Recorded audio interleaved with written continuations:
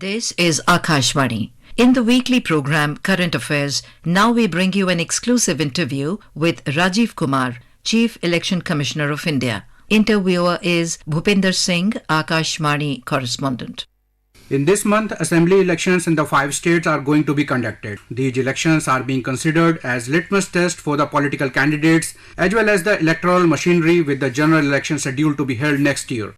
To shed light on the preparation made by the Election Commission of India for the upcoming elections, today we have with us Chief Election Commissioner Shri Rajiv Kumar. Sir, a very warm welcome to Akashvani News. Thank you very much. Sir, as the world's largest democracy, election in India are a mammoth exercise, and the responsibility of ensuring free and fair election rests on the shoulders of the ECI. Over the years, how has the Commission contributed to this exercise in line with this motto of ensuring that non-voter is left behind? Elections in India, as you all know, this is the oldest democracy and this is also the largest democracy. So I'll just take you through the scale and magnitude which is involved in conducting the elections in the country. Actually, if you look at the democracy and if you look at the elections in India, it's a way of life. It is very assimilative, the entire decision making. It is accommodative. We learn from each other, we integrate, we assimilate, and during the elections, we cast our vote with a full faith our expression will get a true result, the result which the people want. And Election Commission actually is in the business of trust. So we only ensure that people have a trust in the entire election integrity. And as you would know, we have conducted more than 400 elections to the state legislative assemblies, meaning thereby more than 400 chief ministers have changed by the elections. And similarly, the President and the Prime Minister's elections, the General Assembly, more than 17 at a time. This is the presidential election, 16 presidential elections, 16 vice presidential elections, and 17 national elections. And every time results have just been accepted. So this is what is the Indian democracy. And we divide our work of preparation in 3 verticals. For voters, what kind of facilities we give them, how do we make ensure that they are enrolled and the rolls are very, very pure and healthy. Then how is it participative for the political parties and the candidates. And then thirdly, how the election management is done. Election managers kind of conduct the elections peacefully and very, very in a Six Sigma manner. Just to give you a scale of the elections in India, we have 95 crore voters. And if you look at the entire number of voters in US or Canada or Europe or Australia, all put together, it is much more than that. And good interesting part is that the participation is also increasing election after election. In last election 2019, it was 67%.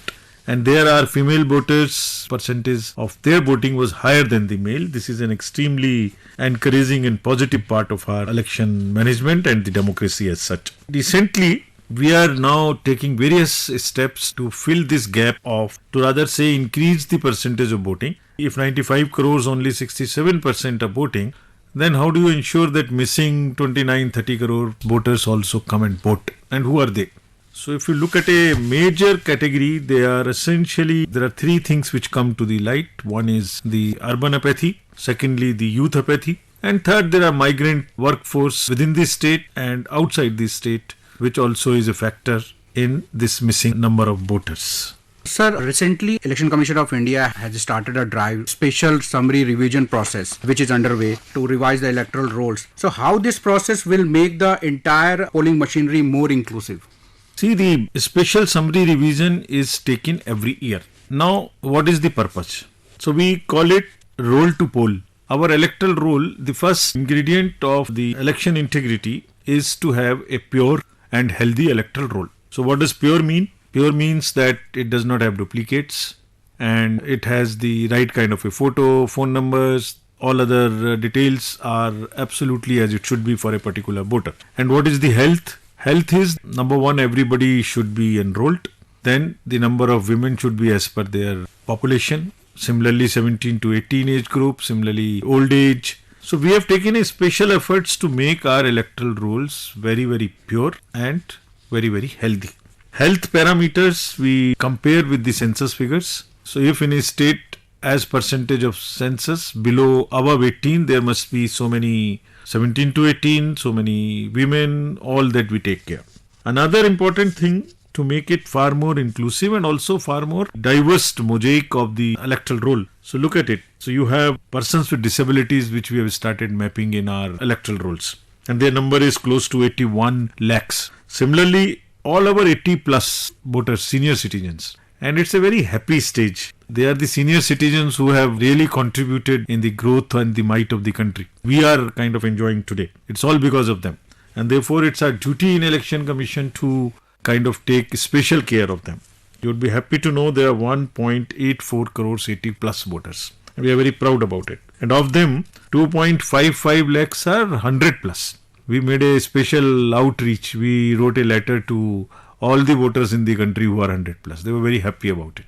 And we must in the society inculcate this habit of kind of giving due respect to our elders. It was our effort to do this. Now we are giving the voting rights to all those who are 80 plus, and also those who are persons with disabilities with 40% disability. Even the 18 to 19 years age cohort, we have around 1.85 crore voters. So now the draft publication has happened on 7th of October. There is a triumph for every voter in the country, and it is our appeal that till 9th of December, please fill up the appropriate form if you want to be a voter. If you are by chance not a voter, all the young voters who are turning 18 on 1st of January 2024 must apply. And also if you want to correct your photo, you want to change your address, anything you want to do with the electoral rolls, we are trying to make it absolutely pure by directing the BLOs, the booth level officers, to remove the name of those who have expired, those who have shifted, and all BLOs will be available at the polling stations till 9th of December. We have given copies of the draft electoral rolls to political parties. They have also been displayed at the polling station. So whichever polling station you have been going nearest to you, which was assigned to you, and how do you know that?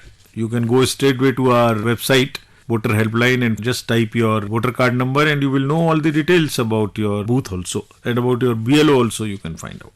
So technology is used in a big way. So please visit your polling station, find out that your name is there, it is correct, it is the right kind of polling station, you have not shifted anywhere. And if by chance you are not there, please get into the electoral roll. And are those young voters who are not even 18 on 1st of January 2024, if by chance they are becoming 18 before say 1st of April, the next quarter, or 1st of July, the further second quarter, or 1st of October, even they can apply in advance. Whosoever is turning 18 in the year 2024 can apply in advance. We will keep that application with us and send the voter card to the new young voter as and when he or she becomes 18 years. Please get into the electoral roll, and next we will talk about electoral roll to poll. How do we take you from the after entering into your roll to the polling station? Sir, under your leadership, we have observed a strong effort to combat the use of money power in elections. What specific steps has the ECI taken to curb this issue? See, if you look at the history in the elections, there used to be muscle power, there used to be money power, so double M. Muscle power, by and large, we have tackled in the country. It's only one or two states where it is left, we will tackle it. We have no doubt that we will tackle it. Now it is money and fake news on media, social media in particular. So it's money you are talking first. How do you ensure that the role of money is within the limits prescribed for the candidates? So there are 2-3 things recently Commission has done. It has increased the vigil on the use of money power during the elections. Secondly, it has made the compliance regime stronger, far more rigid, and also tech driven. So what have we done? One, we have started an application called IEMS, Expenditure Management System, in which political parties are required to give their annual accounts online. So this is number one. Number two, whenever they take part in the elections, the expenditure in the elections in the states as well, separately they need to give through this EMS only. Then candidates also need to give their expenditure details to the expenditure observers, who will also make them digitized. So this is about the contribution reports. So whatever donation the political parties get, that also needs to be given in the expenditure management system digitally. This will ensure that the compliance is easier and also analytics is possible. because since it has to be all tech driven and that's the future, so that analytics is possible. The second thing which has been done is that if you have noticed in the elections in the state assemblies which have taken place during 2023 in particular, starting from Himachal till now, we have put a lot of efforts in seeing that the central enforcement agencies and the state enforcement agencies work in tandem. They don't work in silos. The seizures have been more than 1000% in these 5-6 elections, crossing 1400 crores, which is more than 1000% as compared to what was seized in 2018/19 when the elections in these state assemblies were held. This from the elections in these 5 states which are undergoing now. We have also introduced a IT application where all the central agencies have to, and the state agencies, excise, coast guards, PSF, income tax, EDs, everybody has to onboard on that system and give the details of the seizures and interceptions almost on a live basis into this system.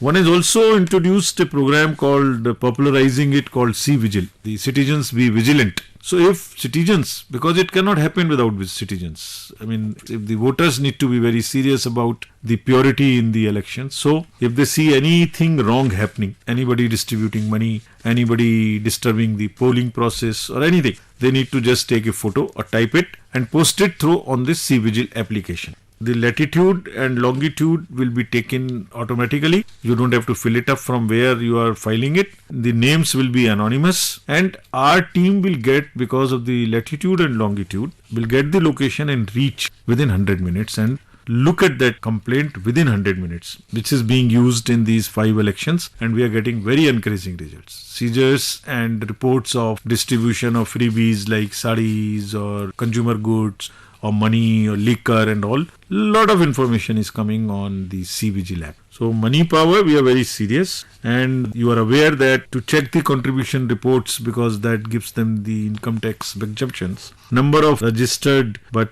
unrecognized political parties, action was taken. Close to 500 plus were declared inactive, and number of consequential enforcement actions were taken so that they don't become as a conduit or an agency to route the illegal money. Sir, tackling fake news and misinformation and malinformation on social media during the elections have become a major challenge for the election management bodies across the world. What strategies have been adopted by the Election Commission to handle this challenge? Social media actually is a both boon and also a problem. A lot of awareness happens through the social media platforms. A lot of meaningful discussions take place during those platforms. But at the same time, in this age of artificial intelligence, a lot of fake narratives also get developed. We are seeing these fake narratives in the elections which are getting in these 5 state assemblies also.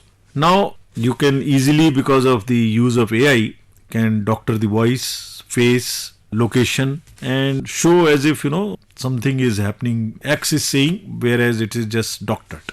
And by the time you catch that it is a wrong news, by that time it becomes viral and the damage is done. So very strict action has to be taken against those who are spreading fake news.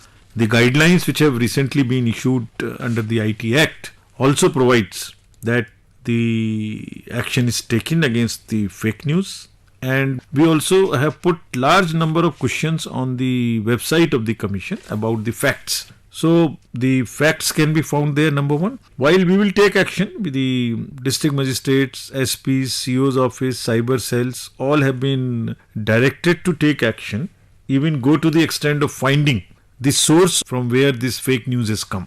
Identify the source and take specific action. But at the same time, there is a kind of an awareness which needs to be put amongst the voters and the public also. They are very smart, they are very intelligent, and I'm sure they can distinguish between the fake news and the right news. It's not a rocket science. So if you apply yourself a little and do not add unknowingly in spreading something which you don't believe to be true, that's a responsibility which is on every citizen, on us also. While we are tackling it by putting the facts on the website of the Commission, by saying that you first check the facts and then go ahead. Then make up your opinion whether it is correct or not correct. But at the same time, what is apparently wrong, there is no point spreading and adding to the clutter in the negative. Sir, what are your views on attempts by the political parties to influence voters through freebies? What steps ECI has taken to rein in freebies? As I mentioned just now, There are two kinds of response to this. First is that all the state government enforcement agencies, which are say excise, GST, e-bills, FMCGs which come into play, like the goods for distribution to the voters or money or something. And similarly, drugs through the sea route or through the mainland or through the air route. All the central government and the state government agencies are working in a coordinated manner rather than working in silos. And this is achieved through the program application which I mentioned just now, on the seizures and on the actions taken by the authorities. So this distribution of any kind of a freebie actually spoils the voter, raises their expectations, and it is everyone's duty to kind of inform us. We make an appeal to everyone to inform us, use C-Vigil, inform us wherever it is happening. We would be extremely strict on that, and it is guaranteed that within 100 minutes we would reach there and verify the news and take action.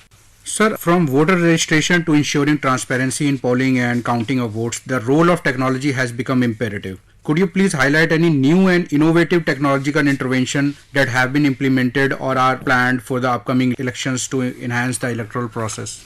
As I mentioned to you about the two specific new applications, which was the expenditure management and on the seizure, that's on the controlling money side and the financial sides and putting discipline in the financing of the elections through the political parties or through distribution of freebies. There are three verticals in which the technology is used. One is for the help of voters. Second is for the help of political parties and the candidates. And third is for the election management. So there are around 27-28 applications, of which large number are for the voters. So voter can know everything online. Means whether the name is there in the electoral roll or not, what is the number, who is the BLO, anything relating to the electoral roll, to the polling station, to the know your candidate. If they want to know how is my candidate, who is my candidate, what are his details. So his entire affidavit is also available on an application called Know Your Candidate. Then it is for the help of the old age, for Saksham application for the help of the persons with disabilities. You can go on the app and decide and make a request for any kind of facilitation that you want on the day of polling. Similarly, for the political parties, how do we ensure that it is level playing field? If the political parties have to apply for any facility from the administration, like booking of the grounds for rallies or like permits for vehicles, posters, banners, all that which is available can be applied online on an application called Suvidha. And it is time stamped as to X applies first, so the X will be given that ground first. So it is first in, first out principle which is applicable on this, so that you establish a level playing field. And similarly for the management, entire movement of logistics, machines, everything is on par. Then further to introduce transparency, as I said, the commission lays whole lot of emphasis on three things. One, it is disclosed. Whatever we do is disclosed to the public and to the stakeholders, so that you can know what is happening. And secondly, participation and involvement. So that is transparency. So at every stage, political parties, media, they are involved. Electoral roll is happening, so list is given to political parties. EVMs moving, so list is given to political parties. Now, which machine will go which place, it is randomized. You do not know where it is going, and it is shared with political parties.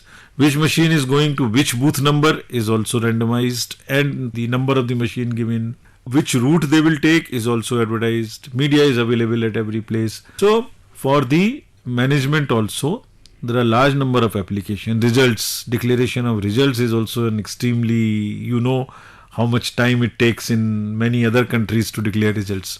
And we by and large do it within the same day. So entire election related process at around 12 lakh booths happen exactly in the same way, starts at the same time, goes through the same process, same record is maintained. It is like conducting 12 lakh marriages by the commission in 12 lakh locations. 1500 voters, they come, and now you have to make everything perfect, and it has to work exactly the way it has been working. If you look at the logistics, 12 lakh locations and close to 1.5 crore polling personals or forces, 95 crore voters. Imagine 95 crore voters at 12 lakh locations being managed by around 1.5 crore polling personals including forces. This is the largest operational exercise, peacetime exercise anywhere in the world. Logistics. Nowhere you manage and kind of mobilize so much of people at so many locations. It happens peacefully with the help of everybody, with the help of the voters who are very, very aware and very, very kind of always puts the checks and balances in place and keep a watch. And we get a lot of information from the public at large, and which is very useful in taming anything. Sir, motivating young voters has been a top priority of the Election Commission of India. Poor voter turnout, especially in cities, is a cause of concern. So, what are the efforts by ECI to address the issue of urban and youth apathy in the elections? Any message for our young voters? And, sir, could you provide further insight into the recent initiative like enlisting celebrities such as Sachin Tendulkar, Raj Kumar Rao, and utilizing comic characters for voter education, and how the Commission envisioned these efforts impacting voter engagement among the youth? See, this is an extremely important question. As I mentioned, 67% is the voting which is now taking place in the country, which happened in the 2019 elections. Now, out of 95 crore voters, so there are roughly 29-30 crore voters who are still not able to come to the polling stations. Urban apathy and youth apathy is one of the major reasons. Youth apathy I mentioned. So, number one, we have made appeals to everyone. We are taking advance applications. We have also made the 4 qualifying dates for the registration, and those voters, say for instance, if the qualifying dates were not changed, those who became 18 years by 1/1/24 could only vote in the parliamentary elections 24. But now, those who are becoming 18 years by 1st of April 24, many of them would be able to vote wherever voting takes place after April. So, the request to everyone is to come and get enrolled and then vote. We have made an appeal to all our young voters that not only you come to vote, but you also bring at least one with you to vote. So, it's not only you to make up, it is your duty and responsibility and right, both, all to vote, and also as a promotion, bring at least one with you, one your friend or something. So, you be our ambassadors. So, youth are our ambassadors. Similar situation exists in the urban areas also. If you look at the top 20 low voter turnout parliamentary constituencies in 2019, 8 are in urban areas. I am not naming them, but they are all big metropolitans. We tried it in recent elections also, but could not succeed. We have also started by and large fixing election dates on Wednesday, so that people do not use Fridays and Mondays as the block 3 days, 4 days leave. We have also entered into MOUs with most of them, most of the corporates. But still, this awakening has to come. And we are trying to make them aware. We are also trying to nudge them that please come and vote, exercise this and discharge your responsibility. And it is in this context that the youth and the urban and all our women, everyone comes to vote. We have engaged icons who have voluntarily and out of their own volition and out of their passion have come with us without charging anything from us. So Mr. Sachin Tendulkar, the Bharat Ratna Sachin Tendulkar has also joined us. Raj Kumar Rao has also joined us. And we are very happy. We are sure that efforts we are making will definitely kind of make some impact in the elections which are coming. Similarly, the old comics like Chacha Chaudhary and all, whatever way we can reach to the youth, we are trying to reach. Sir, how is ECI collaborating with foreign EMBs to help electoral democracies around the world for free and fair elections? As you know, India is the oldest democracy. India is the largest democracy. The magnitude and the scale of the elections in India brings a feeling of awe amongst the election management bodies world over. We are very actively having an outreach program now, because it is also, democracy in India is also a part of a soft power of the country. So we were heading the Association of World Election Management Bodies, that is called AWEB, which has more than 120 members. So India was in the chair, now South Africa is in chair. We are also running an India International Training and Democratic Management Institute at Dwarka, where globally there are 7-8 verticals in which we have the best curriculum on how to conduct elections, what kind of technology should be there, how to curb social media use, how the management should happen, how the machine should be used. So these are developed in collaboration with an international organization, and we impart training. So our outreach is such that we have had more than 2,500 international participants from 117 countries. We train them, managers, election managers, and in financing and in all parts of the election related management. We have also started an MA program for our international outreach in the TIS, Tata Institute of Social Sciences. It's a reputed institute, so reputed course, and where we give a scholarship to foreign nationals to participate in this. And it's a joint kind of a program. It's a hybrid program, online and offline, on job and off job. So you do training here and then go and do the practical or the field work in your place. So the outreach, we are always, whenever we are part of the election management bodies, the structure which we have in the country of the ECI, the kind of powers which we have, the kind of peaceful, fair elections which we conduct is really a thing which is a matter of pride to all of us. And we get a clear recognition of this whenever we go to the international bodies. We are also leading a cohort called the Integrity of Elections. We did 3 conferences last year. One on the strengthening of the election management bodies world over.